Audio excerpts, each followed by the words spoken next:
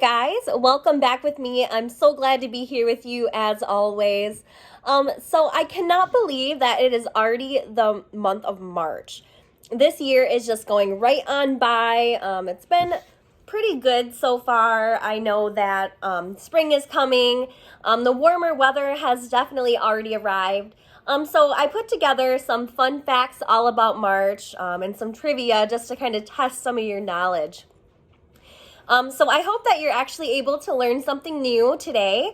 As always, feel free to like this video and share this video with your friends and family.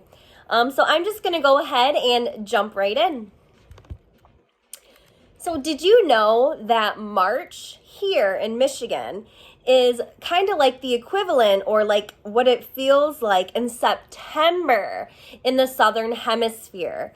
So a little bit cooler for them, but it feels really nice for us, right? Us people here living in Michigan.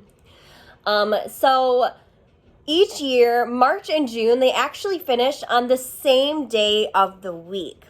So even though they're months apart, they always end on the same day of the week. So this leads me to my first trivia question. What day of the week will June 2021 end on this year?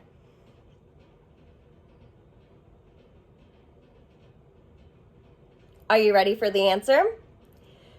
This year, March will actually end on a Monday. So if you're paying attention, you would know that June also will end on a Monday this year. Okay, so the first month of spring is actually in March.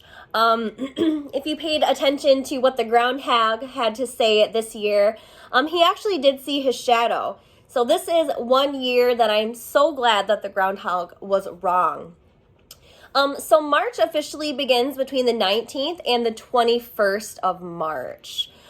So going back to Anglo-Saxon time, they actually called March the stormy month, or they even called it the rugged month. So we know that, right? With spring, we know it brings a lot of rain, it brings a lot of muck, creates a lot of extra cleaning for us, doesn't it? So on March 20th, okay, so that's coming up.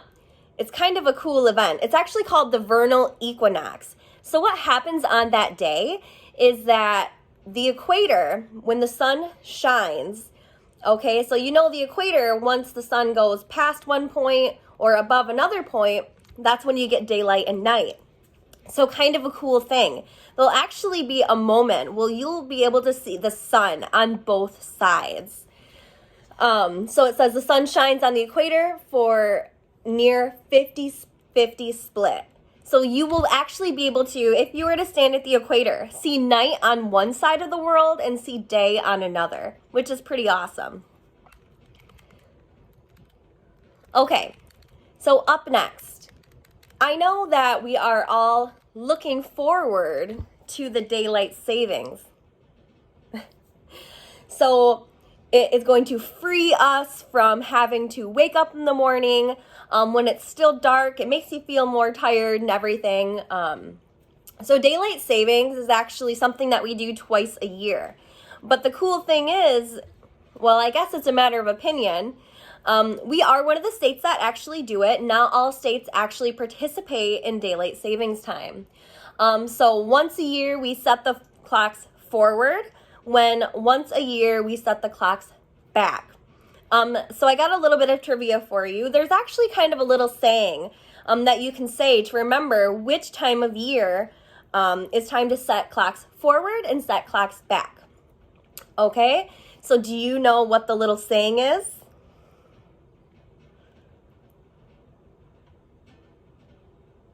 All right, well, I hope you're ready. So the little saying that I was always taught, just to kind of remember, is that you spring forward. So in the springtime, you actually set the clocks forward 1 hour.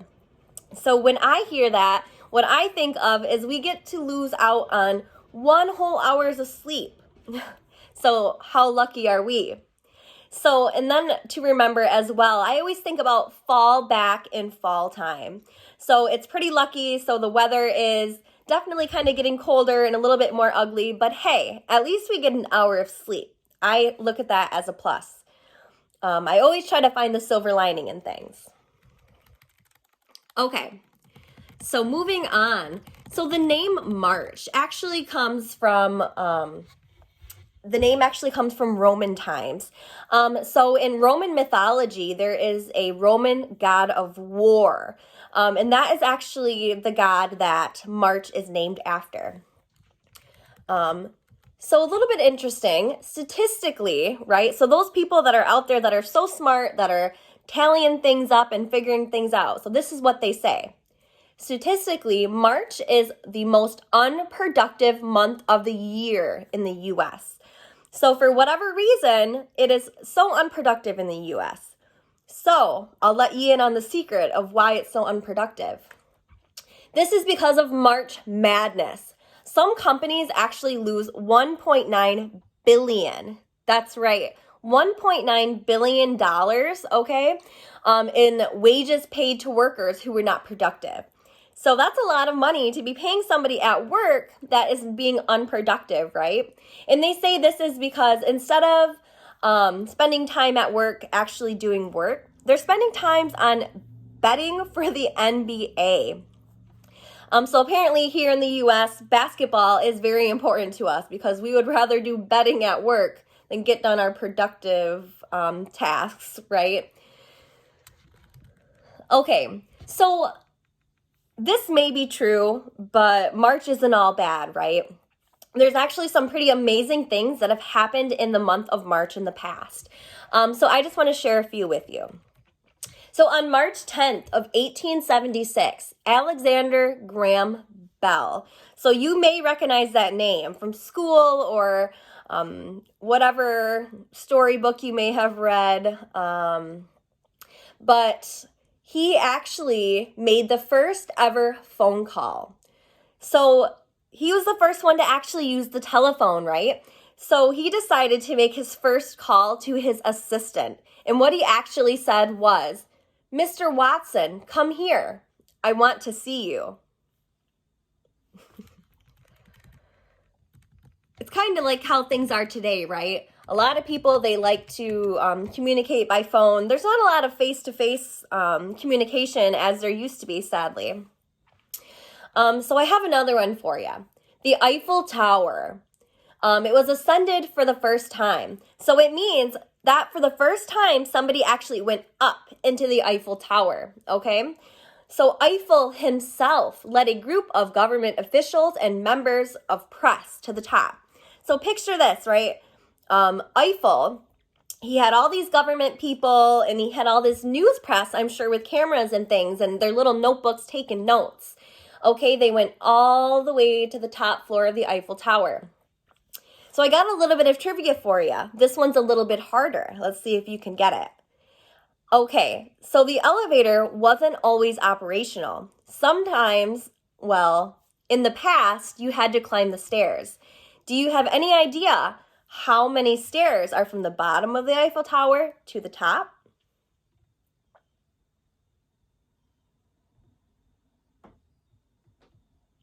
All right, I hope you guys had enough time to think. I hope you guessed high because there are 1,665 stairs to get from the bottom of the Eiffel Tower to the top. Kind of interesting, right? So the thing about it is the second floor is not open to the public. So you cannot ride the elevator from the second floor up to the top. So it's not to say that you can't get to the top, but you have to actually walk. So depending on how fit you are, it could take you anywhere from 30 to 45 minutes just to climb the stairs from the bottom to the second floor of the Eiffel Tower. So it's definitely going to give you a workout. You'll feel that one in your legs. So if you plan on going to the Eiffel Tower, I hope you've been keeping fit. Okay, so next up. President John F. Kennedy, he actually founded the Peace Corps on March 1st of 1961. So the Peace Corps, they're a nonprofit organization.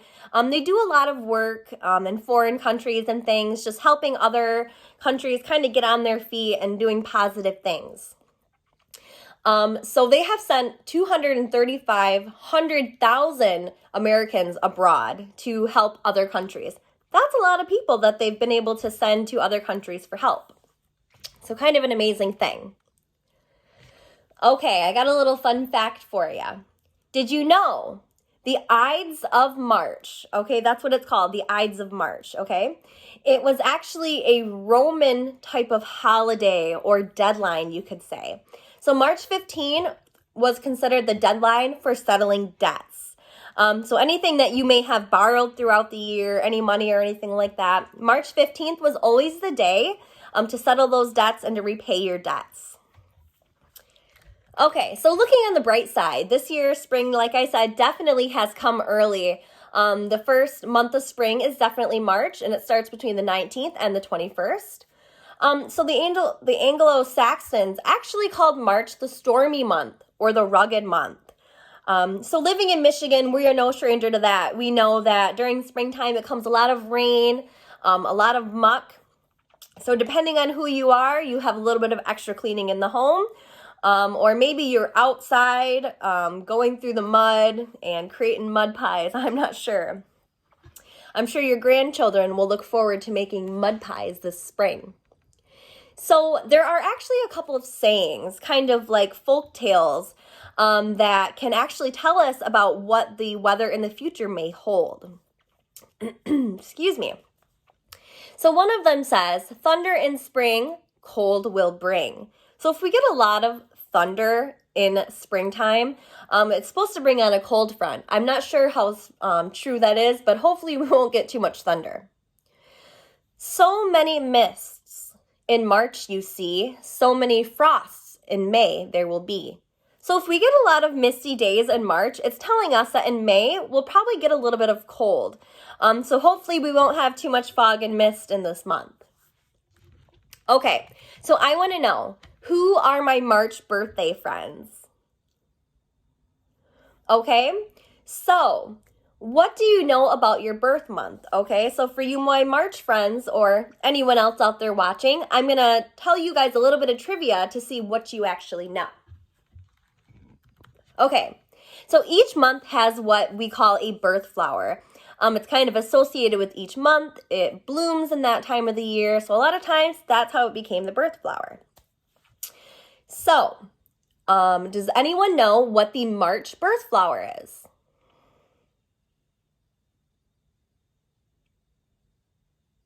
I hope you had enough time to think, because I'm going to let you know.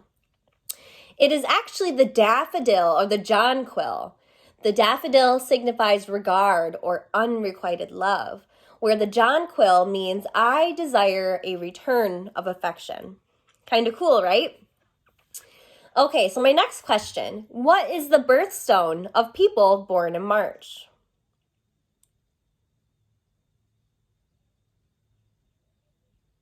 Are you ready for the answer? If you were born in March, your birthstone is the aquamarine. It has a rich color and it symbolizes youth, health, and hope. So it's a mesmerizing color. So it can be anywhere from like a pale blue to a deep blue. So people will say that the aquamarine reminds them of the sea. Okay, here's another one. So this is the tricky one, okay? So if you've been paying attention to any of my other videos, you may know the answer. So what is the zodiac sign for the month of March?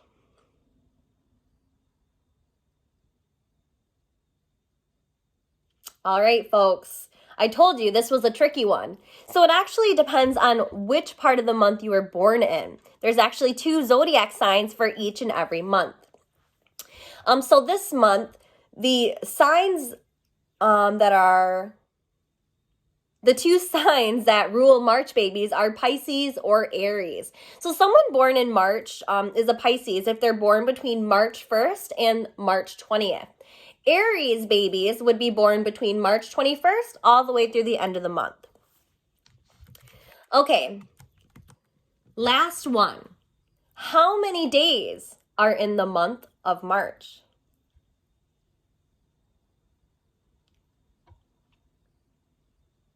Did you say 31? Because that would be right. So March has 31 days in the month. So March is definitely packed full of happening things, exciting things. It's got some fun holidays and things like that. So I want to share a few holidays with you guys. I threw a couple silly ones in there too, just for fun. So March 8th is International Women's Day. So it's a day that is all about celebrating women. It just celebrates the women of achievement. So it's all about making progress towards women's rights, like getting the right to vote and being president or vice president or anything like that. It's pretty amazing. So it also brings attention to the struggles that women face around the world. So that's definitely a true thing. Somebody that is here in the U.S. definitely would not have the same struggles as somebody else in maybe a third world country. But no matter what, just remember, anything that you do is a feat.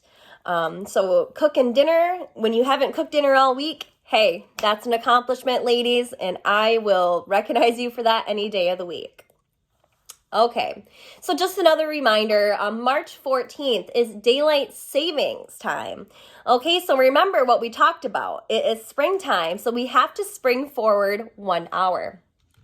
And we can't forget, March 17th is St. Patrick's Day. So actually in Chicago, to celebrate, they actually dye their entire river green. So I don't know if you've ever been there and seen that. I have not, but it would be pretty cool. Okay, so here's the last couple silly ones. So March 3rd is What If Cats and Dogs Had Opposable Thumbs Day? So these that we have are opposable thumbs, right? It lets us grip things, pick things up that cats and dogs actually cannot do. So it makes you kind of wonder what they would take or what they'd be picking up with their opposable thumbs, right? March 9th is International Fanny Pack Day. So, a lot of people still use fanny packs. I recently took a trip and I actually used a fanny pack when I walked around. It was very convenient. And March 14th is Pi Day. So pi, if you know, is 3.145. I have to think back. It's been a while since I've been in school. But it actually goes on and on and on. It's sort of a never-ending number. So a lot of people will make math jokes about Pi Day, but a lot of people also will bake freshly baked pies to celebrate as well. And last but not least, March 21st is absolutely incredible Kid Day. So I hope you enjoyed this video and you were able to learn something new.